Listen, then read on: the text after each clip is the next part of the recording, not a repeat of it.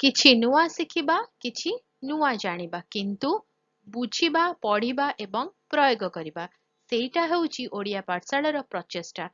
ଆପଣମାନଙ୍କୁ ସମସ୍ତଙ୍କୁ ସ୍ୱାଗତ ଓଡ଼ିଆ ପାଠଶାଳାକୁ। ଚାଲନ୍ତୁ ଆଜିର ଭିଡିଓରେ ଡିସ୍କସ୍ କରିବା ଆମେ ବ୍ୟାଙ୍କରେ ଟଙ୍କା କାହିଁକି ରଖୁ। ଆମର ଦୈନନ୍ଦିନ ଜୀବନରେ ବ୍ୟାଙ୍କ ଗୁଡ଼ିକ ଏକ ଗୁରୁତ୍ୱପୂର୍ଣ୍ଣ ଭୂମିକା ଗ୍ରହଣ କରନ୍ତି ଏବଂ ବ୍ୟାଙ୍କରେ ଟଙ୍କା ରଖିବା ଏକ ସୁରକ୍ଷିତ ଏବଂ ସ୍ମାର୍ଟ ଅଭ୍ୟାସ। ଆଜିର ଦୁନିଆରେ ଯେଉଁଠାରେ ଆର୍ଥିକ ସୁରକ୍ଷା ଗୁରୁତ୍ୱପୂର୍ଣ୍ଣ, ବ୍ୟାଙ୍କ ଗୁଡ଼ିକ ଲୋକମାନଙ୍କୁ ସେମାନଙ୍କର ଟଙ୍କା ସଂରକ୍ଷଣ, ପରିଚାଳନା ଏବଂ ବୃଦ୍ଧି କରିବା ପାଇଁ ଏକ ନିର୍ଭରଯୋଗ୍ୟ ସ୍ଥାନ ପ୍ରଦାନ କରନ୍ତି। ଲୋକମାନେ ଘରେ ରଖିବା ଅପେକ୍ଷା ବ୍ୟାଙ୍କରେ ସେମାନଙ୍କର ସଞ୍ଚୟ ରଖିବାକୁ ପସନ୍ଦ କରିବାର ଅନେକ କାରଣ ରହିଛି। ପ୍ରଥମ ଏବଂ ସବୁଠାରୁ ଗୁରୁତ୍ୱପୂର୍ଣ୍ଣ କାରଣ ହେଉଛି ସୁରକ୍ଷା।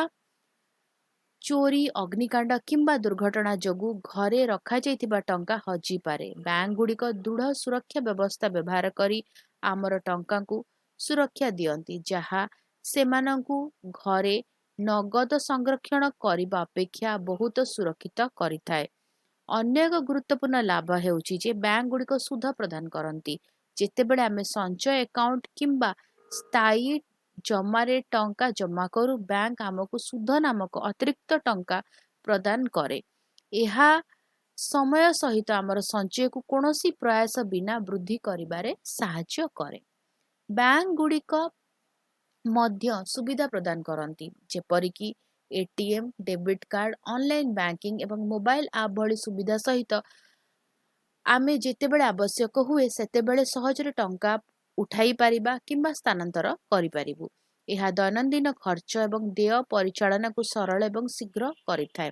ଏହା ବ୍ୟତୀତ ବ୍ୟାଙ୍କ ଗୁଡ଼ିକ ଆମର ନିୟମିତ ଭାବରେ ଟଙ୍କା ସଞ୍ଚୟ କରିବାରେ ସାହାଯ୍ୟ କରନ୍ତି, ଯେପରିକି ପୁନରାବୃତ୍ତି ଜମା ଏବଂ ସଞ୍ଚୟ ଆକାଉଣ୍ଟ ଭଳି ବିଭିନ୍ନ ଯୋଜନା ମାଧ୍ୟମରେ ଭଲ ଆର୍ଥିକ ଅଭ୍ୟାସକୁ ଉତ୍ସାହିତ କରନ୍ତି।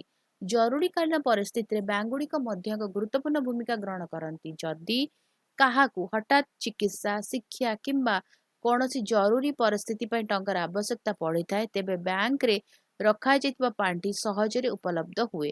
ବ୍ୟାଙ୍କ ଗୁଡ଼ିକ ଘର, ଯାନବାହନ କିଣିବା କିମ୍ବା ବ୍ୟବସାୟ ଆରମ୍ଭ କରିବା ପାଇଁ ମଧ୍ୟ ଋଣ ପ୍ରଦାନ କରନ୍ତି, ଯାହା ଲୋକମାନଙ୍କୁ ସେମାନଙ୍କର ଲକ୍ଷ୍ୟ ହାସଲ କରିବାରେ ସହାୟତା କରିଥାଏ। ବ୍ୟାଙ୍କରେ ଟଙ୍କା ରଖିବା ଅର୍ଥନୀତିର ସାମଗ୍ରିକ ଅଭିବୃଦ୍ଧିକୁ ବୃଦ୍ଧି କରେ।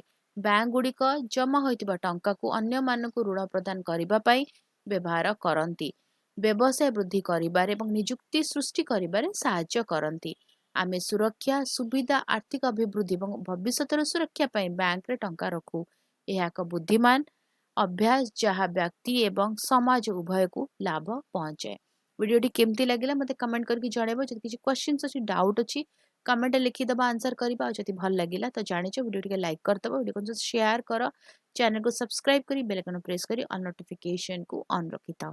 ତାହେଲେ ରହୁଛି, ଦେଖା ହବ ଆଗାମୀ ଭିଡ଼ିଓରେ। ଭଲରେ ରୁହ, ସୁସ୍ଥରେ ରୁହ, ମୋତେ ଅନୁମତି ଦିଅ। Bye bye.